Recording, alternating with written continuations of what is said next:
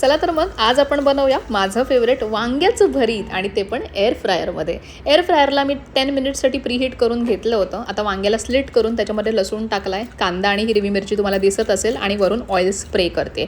200 डिग्रीला अर्ध्या तासासाठी मी रोस्ट करायला सोडलं आहे. तुम्ही जर माझ्या आधीच्या रेसिपीज बघितल्या असतील तर तुम्हाला माहिती असेल की मला लसूण किती आवडतो. सो इथे एक्स्ट्राचा लसूण आणि हिरवी मिरची मी ठेचून घेते.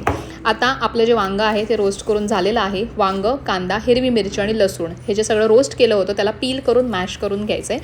आता पॅनमध्ये तेल गरम करून त्याच्यामध्ये जिरं, हिंग आणि आपण जे ठेचून घेतलं होतं खलबत्त्यामध्ये ते लसूण आणि हिरवी मिरची मी ॲड केली आहे. कच्चे शेंगदाणेसुद्धा मी कुटून घेतले आणि त्यालासुद्धा याच्यामध्ये ॲड करणार आहे. त्याच्यामुळे फ्लेवर खूप छान येतो.